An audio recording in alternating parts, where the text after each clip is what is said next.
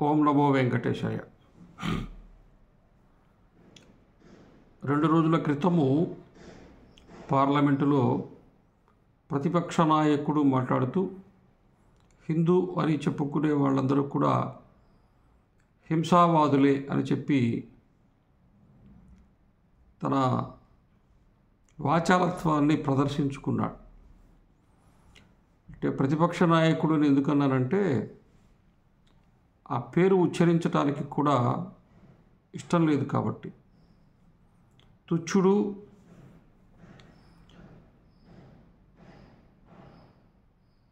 అయినటువంటి వాడు, సంస్కారహీనుడు, వివేకశూన్యుడు, గర్విష్టి అయినటువంటి వాళ్ళ మాటలను విన్న తర్వాత అటువంటి వాళ్ళ పేర్లు ఉటంకించటము, ప్రస్తావించటము ఇష్టం ఉండదు ఎవరికైనా. ఈ దేశంలో హిందువులు నిజంగానే హింసావాదులైతే ఇటువంటి హిందూ వ్యతిరేకులు పార్లమెంటులో అడుగుపెట్టుండేవాళ్ళు కాదు కదా, కనీసం రోడ్డు మీద వీధిలో కూడా అడుగుపెట్టుండేవాళ్ళు కారు. ఇదే ప్రతిపక్ష నేతకు చెందినటువంటి పార్టీ వాళ్ళు 1948లో గాంధీ హత్యను ఒకళ్ళ మీదకు తోసివేసి ఆ సామాజిక వర్గానికి చెందిన వాళ్ళని వందల మందిని పొట్టన పెట్టుకున్నారు, వాళ్ళ ఇళ్ళని తగలబెట్టారు, వాళ్ళ ఇళ్ళ మీద దాడులు చేశారు. 84లో కూడా గాంధీ హత్య జరిగినప్పుడు కొన్ని వేల మంది సిక్కులను నడి రోడ్డు మీద తగలబెట్టారు, చంపారు. ఇంతకంటే హింస, ఇంతకంటే ప్రాణాలను తీసేటువంటి హత్యలు చేసేటువంటి రాజకీయ పార్టీ, అటువంటి చరిత్ర కలిగిన రాజకీయ పార్టీ భారతదేశంలో ఇంకొకటి లేదు. ఇక్కడ కానీ ప్రపంచంలో కానీ ఇప్పుడు కానీ చరిత్రలో కానీ శాంతియుత సహజీవనాన్ని గడుపుతూ ఉన్నది హిందువులు మాత్రమే. ప్రతి అడ్డమైన వాడు హిందువులను ద్వేషించవచ్చు, హిందువులను దూషించవచ్చు, హిందూ దేవీ దేవతలను తులనాడవచ్చు.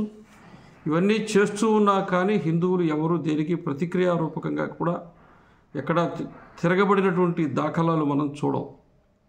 అటువంటి హిందూ సమాజాన్ని ఒక ప్రణాళిక ప్రకారము రెచ్చగొట్టడము, అవమానించటము అనేటువంటి కార్యాన్ని చేస్తూ ఉండేటువంటి ఒక రాజకీయ పార్టీయే ఈ కాంగ్రెస్ పార్టీ.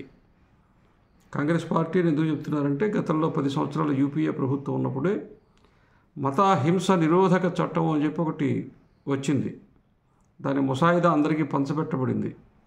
దాంట్లో ఏమిటంటే ఎవరైనా వేరే హైందవేతర మతస్థులు ఈ హిందూ అనేవాడు నా దుకాణంలో వస్తువులు నేను ఇలా ఈ మతానికి చెందినవాడు కాబట్టి కొనటం లేదని వాడు భావించినట్టయితే అతను ఎవరిని గురించి ఆ రకంగా భావించారో అటువంటి వాడిని అరెస్ట్ చేయొచ్చు.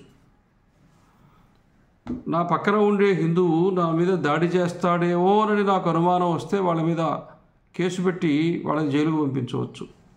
ఒక రకంగా చెప్పాలంటే ఆ చట్టం చేయటం ద్వారా దేశంలో ఉండే 100 కోట్ల మంది హిందువులను పూర్తిగా ఒకేసారి క్రిమినల్స్గా, నేరస్తులుగా ప్రకటించేటువంటి చట్టం అది.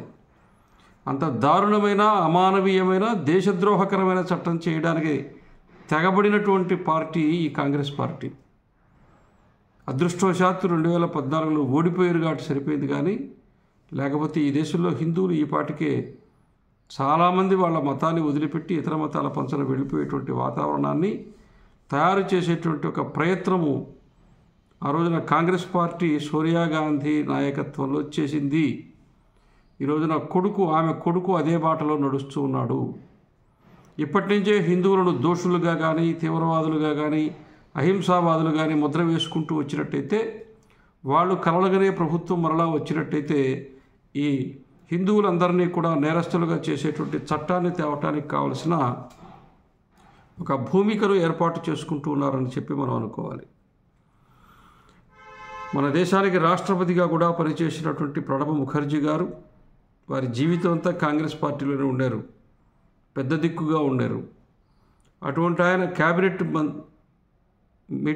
క్యాబినెట్ సమావేశంలో జయేంద్ర సరస్వతి స్వామి వారి అరెస్టు విషయం వచ్చినప్పుడు అలా చేయవద్దు, ఆ పని చేయవద్దు అని చాలా స్పష్టంగా వ్యతిరేకిస్తే ప్రణబ్ ముఖర్జీ గారి మాట వినలేదు.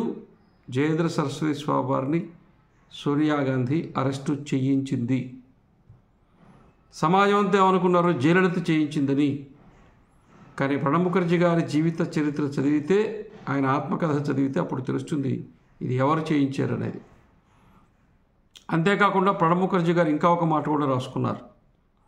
అసలు హిందూ అనే పదం వింటే సోనియా గాంధీకి తేళ్ళు, పాములు, జర్రులు పాకినట్టుగా అనిపిస్తుంది. ఆ ముఖమే ఆ రకమైనటువంటి ఒక కోపంతో నిండిపోతుంది. ఆమెదేం దాచుకోదు అని చెప్పి కూడా ఆయన రాశారు. కాబట్టి ఒక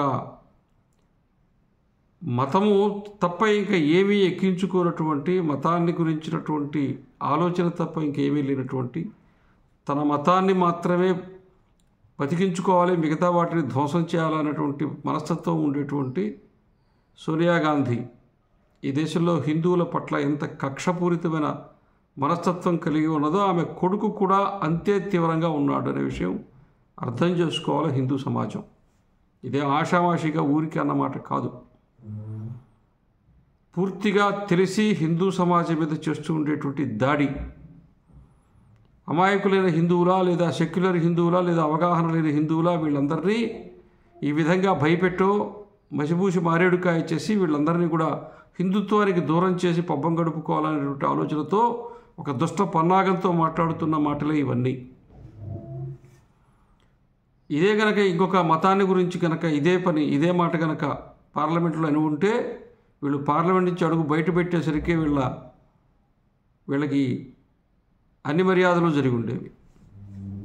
కాబట్టి ఒక పథకం ప్రకారం ఈ దేశంలో హిందూ సమాజాన్ని దోషిగా నిలబెట్టేటువంటి ప్రయత్నం సెక్యులర్ ముసుగులో ఉండేటువంటి రాజకీయ పార్టీలన్నీ చేస్తూ ఉన్నాయి. అది డిఎంకే కావచ్చు, లేదా ఇంకా వేరే కొన్ని రాజకీయ పార్టీలు కావచ్చు, అక్కడ సమాజ్వాదీ పార్టీ కావచ్చు, కాంగ్రెస్ పార్టీ కావచ్చు. వీళ్ళు ఏవి కూడా సెక్యులర్ కాదు, ఇవి ఏవి కూడా వేరే వాళ్ళ యొక్క లక్ష్యము లేదు. ఒకటి హిందుత్వాన్ని నాశనం చేయటం, రెండు అధికారంలో ఉండటం. ఈ రెండు అంశాలు తప్ప ఇంకా ఏమీ లేవు.